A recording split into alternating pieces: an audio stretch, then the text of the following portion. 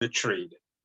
And and that's actually one of the reasons why I'm actually keeping fish currently. Because the trade is kind of uncertain, and it isn't really, although it is viable on paper, in real actually dollars and cents, it is not really viable currently based on our trade and Jamaica and all the issues with exporting. So I'm currently now working as to how I can create food locally, for local actually consumption in the ornamental fish trade and along actually food fish as well. So that's a small bit about it. Thank you.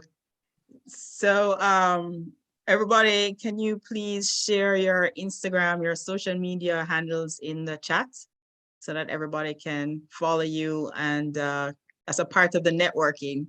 Thanks for reminding me, Grace. So I really appreciate everybody's input. This is really what I'm looking for because like I said, the talent is there and everybody has amazing talents. I know this is not your first job and you have other jobs. So that's what I'm really looking for, everyone to put in what they can do. So Omar was the only person that sent in a question, and his question was to start about looking at how to make your own fish feeds. So that's a very good question because as he was telling me earlier that, you know, it's so ridiculously expensive now to buy the food. And eventually I foresee, one of the things that I foresee as a network is also to have some sort of a community store in which, you know, like maybe this is what they used to do at Florida. They had a community co-op store where people, you know, the store could buy food in bulk and then, which is cheaper, and then people could buy smaller amounts. But again, taking it into small bites, one of the ideas was to start growing some of the ingredients that you could make to make your own food. And that's how I contacted Grace, because from what I understand about Grace is that RADA does not cater to people who just want to do a small amount of farming in the backyard. And if you want to mix your own fish foods, then it's important that you could maybe start growing some of the ingredients in the backyard. So things like colorants, right? Carotenoids, to start experimenting, because there's information out there, but there's no information for Jamaica. And what I would love is to be able to start getting some data for Jamaica. So if you were to start growing some of your ingredients, like for instance, marigold petals, and that's known to enhance the orange color of like goldfish, or, you know, in shrimp, like shrimp shells, the head of shrimp shells, things like that can help with astaxanthin, can help with the red coloring. So if you're able to start experimenting and writing down the information, that's be very useful for other fish farmers. So so Omar, what was it that you wanted to know specifically?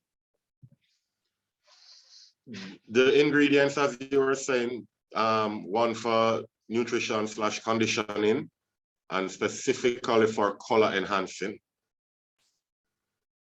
So that's a and then tall, it would be, a well, tall tale. And then it would be how to bind the food together to get some kind of longevity, long life out of it. So if I make a batch today, I wouldn't want to know that I have to dump it on Monday, even although it was in the fridge. Right. So you have to make enough that it can last for at least a week. Yes, Raleigh. Right. I was gonna say that for goldfish, what I normally do when I'm breeding goldfish, I normally use paprika. I usually put the paprika in the food, and what I find is that with the paprika in the food, the goldfish actually get a nicer sheen, and the color actually comes out a little bit quicker than, you know, normally goldfish has this little tannish brownish color before it starts to color, right? Normally I use paprika, right? And paprika, if it's a red goldfish, you see it become very red very quick, Right. right? And I also discovered that this plant, I don't know the name of it, but when I actually crush it up and place it with some other stuff, I realized that this plant, tilapia loves it. Also, some other fish in it I have. Where you got So that plant that's from? just it was in my garden. Well, you need to know what the name of that plant is. That's very Honestly, important. I 'Cause don't that means know. you need to grow it.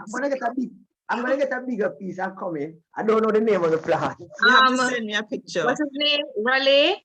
Yes. I Yeah. found an app. It's called Picture This that I use when I'm teaching. You just take a photo, go in the app, take a photo, and it identifies the plant and tell the benefits. If it has a disease, it tells you. So you can use that maybe, and something probably come up for you. Picture this. Okay. Okay, I'm gonna go for a bigger piece though, but I'll be back.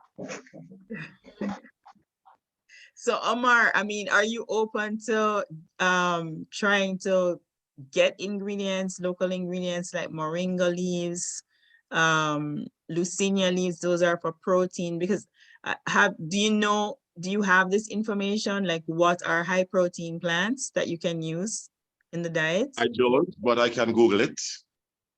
Or you can share information with Lancelot, who makes his own feeds, Yeah. because he's currently doing that. He's currently trying to make his own feeds. So in terms of, you're going to have to send me a picture, Raleigh, because I can't really see it from here, and use that app. Okay, we'll do. Will do. But so this is a whole process, Omar, that if you read the paper, maybe it might give you some insights. But in terms of binding, you're going to have to use things like carbohydrates. So either gel for gel foods, or when you're doing the pelleting of your ingredients. Did you make fish feeds with me already? I don't think I was in that session. Oh, okay. All right. So that's going to be a whole another session.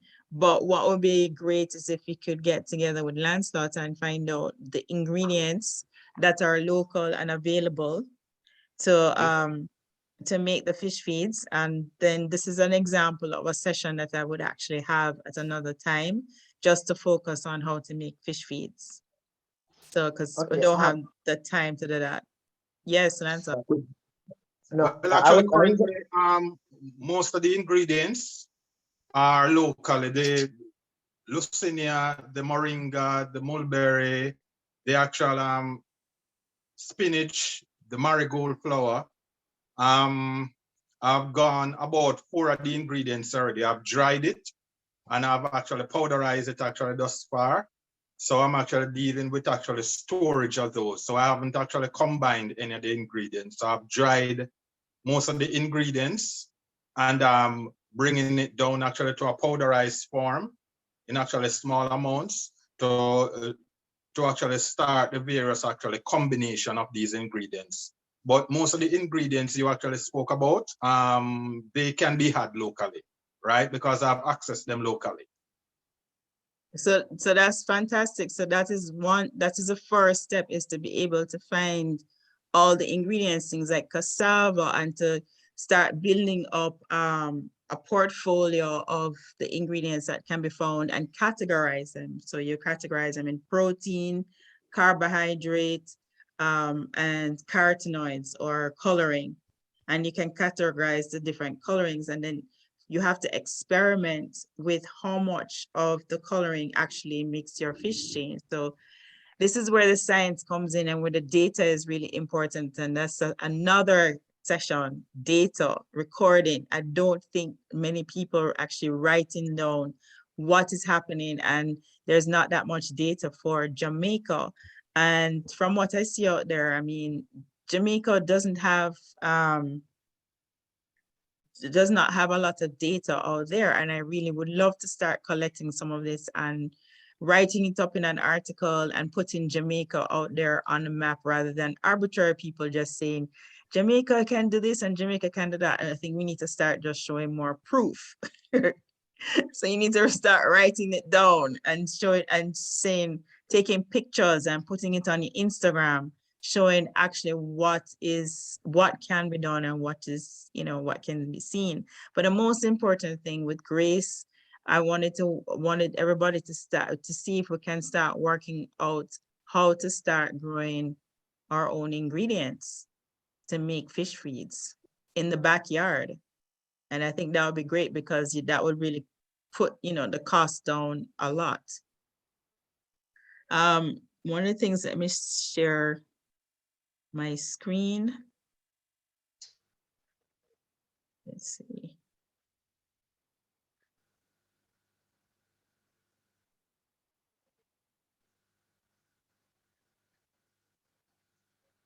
Can you see this?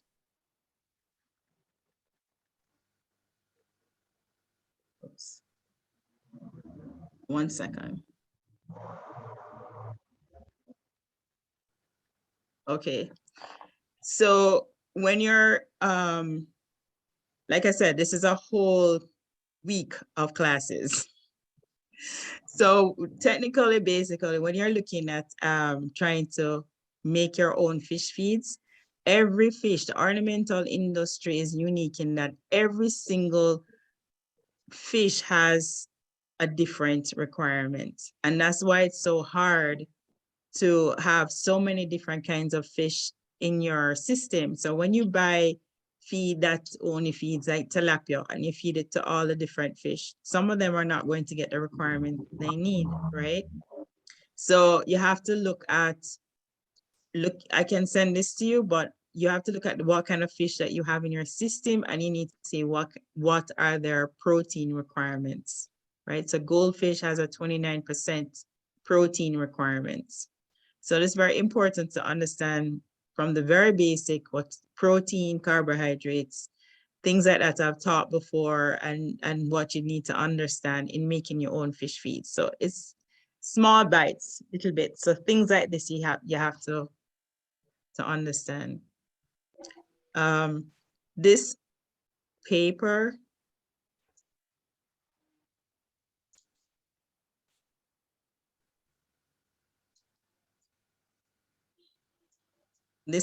that I wrote, if you kind of look through it, it will give you the very basics.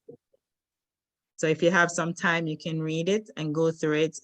And then when you are trying to put together your different feed ingredients, you can put them in all these different categories. So that's just a start. Feed formulations is a whole different category. Lancelot, you know how to formulate feeds?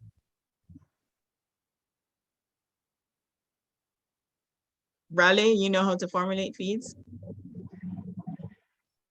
No, not Well, as fully as yet. what I've tried to do is to mix a situation of for example, for some of the fish that I have, I know that they love high protein food, right? So I would gear food that is high in protein for them. For example, I will, and this is probably some of the ways in which probably you might not really want to venture in, but I've been experimenting really with potato, getting potato to be cultured into microworms. I've been trying banana worms also, and I've also been trying horsefly maggots and fruit fly maggots. Yeah, I know it sounds disgusting, right? And maggots from it's all on my channel, right? And maggots from chicken fat and all that. It's all a controlled space, so the smell is not really all that. And recently I've been trying this this plant. I find that the tilapia like it, and it have them. Yes. And it has them, hello, tilapia grab at anything. If my hand is in there and it's in there too long, they even bite at it. But they tend to like this, right? So, and I also been trying cook chicken liver and chicken heart and chicken kidney. So I've actually cooked it, minced it up, freeze it, and like my fish, like my Oscars, my tilapia, my convict cichlids, and my jaguar cichlids, I would actually feed them in portions, like a bit per week. So I don't, as I say, ratio, it's not fed, the high protein mixture is not fed to them on a daily basis. It's fed to them like once or twice per week, along with the portions from like the fish food in which I would buy from the store. So I'm kind of experimenting a lot these days. I've actually done a series on all this. It's on my YouTube channel, but you can check it out. But that's what I've been doing. I've been experimenting because I find that in the pet stores, the only thing that they're really selling is brine shrimp, right? And brine shrimp is not cheap. I mean, like one container of brine shrimp is like for $14,000, right? So if you can get some free fruit fly maggots, some banana worms, some micro worms, you know, all of this you culture by yourself. You don't need to buy anything. You don't ship anything from overseas. Everything is there in your yard. If you can actually do this, you find that your fish grows very quickly, and they really color up really well. I think I'm talking too much. All right. No. So only one precautionary measure with the soldier, the flies, is if you're doing this, you have to be absolutely very careful that you're not going to introduce any virus into the fish. The fish space. Yeah. Right. Yeah. So you have to culture them very in a very biosecure method, that you're not introducing any kind of bacteria or so it's not really encouraged to do live feeds per se, other than the Artemia. And when Artemia is done, you know, that's already been sterilized. So to be very, very careful about that when you do that. But So actually, how about actually Daphnias? How about actually Daphnias? Daphnias are a good source of protein as well. And that's you for the can do very, them. very beginning. So I think where Omar was looking at was, you know, when you start to do the growth and you start to do the conditioning for the adults, that's when you have to use the artificial feed, right? And that's the problem, that you can't really purchase that. So so we're actually running out of time. So let me just answer a few questions. What is the protein ratio per carbohydrate in your fish food, Lance? Okay, Lance, you can put a message in the chat if you know that. All right. All right, sure. You can But put this in the I chat. can actually deficit speak actually, because it's actually based on the breed of fish that Right. actually I would increase or actually decrease actually the actual protein ratio of obviously the food. So it isn't a one size fit all, but it actually Right. depends on the food. Right. Exactly. Any other questions? So so that's basically what I'd be interested in doing. And please give me any feedback, how you would like to proceed. When I need to start getting an email, collecting emails, and I really don't know a lot of farmers. I don't have their emails right now, because a lot of the ones that I taught are no longer in the business.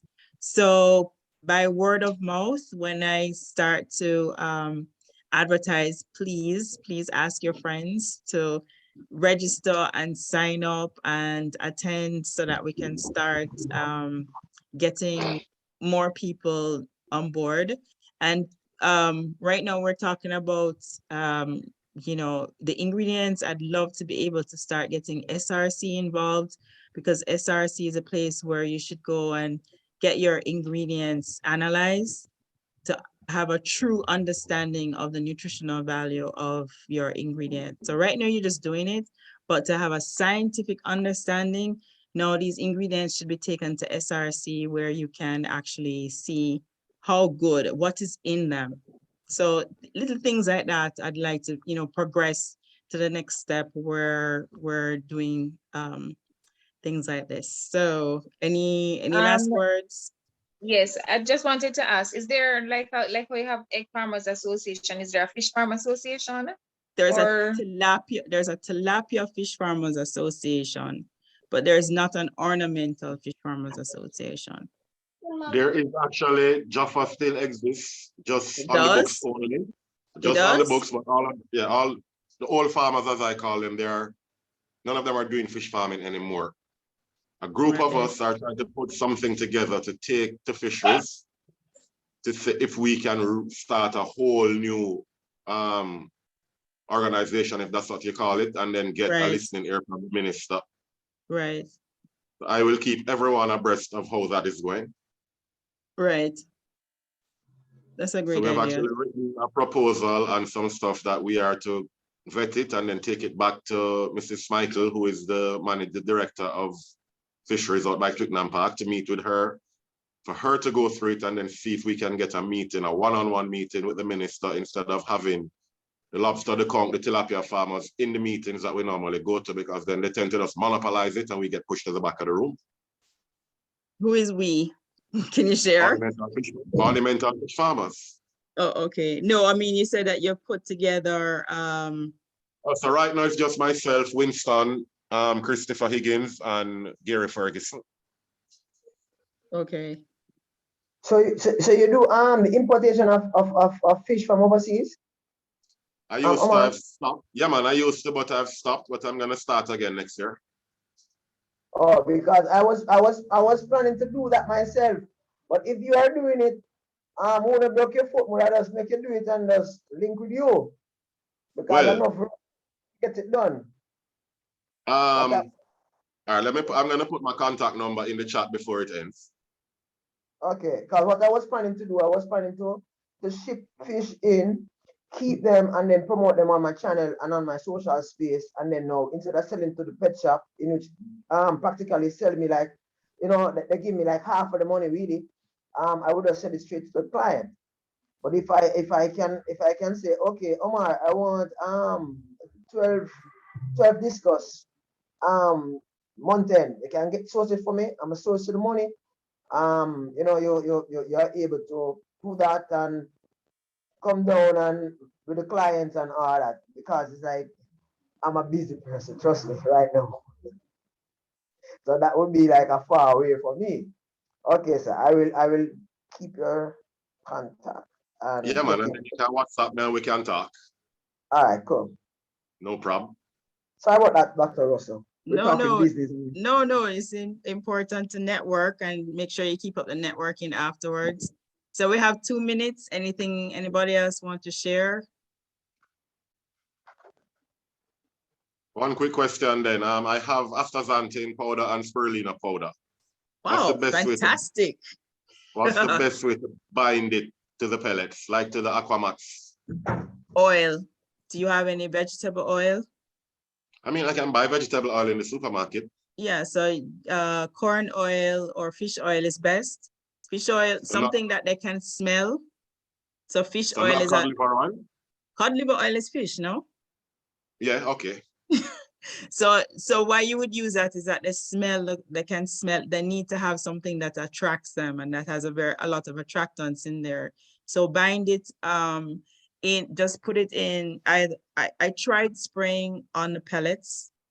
So you can either spray it on the pellets or just dip the pellets in the astaxanthin with the oil itself and try to see. And it takes a little while for them to get used to it. So just keep adding a little bit at a time until they get used to it. And can I use both the astaxanthin and the spirulina at the same time? Well, it wouldn't, they have two different purposes. Astaxanthin is more red, the spirulina is more blue. Right. So I would experiment and see individually first, because they're very strong carotenoids by themselves. Okay. So I would experiment first. How about mixing that with a little garlic? You can mix it with garlic, but what would be the purpose of that? Garlic is good for preventing parasite and also getting rid of parasite. Right, but the astaxanthin, in this sense, he's trying to color the fish, so you don't really need the garlic at this point.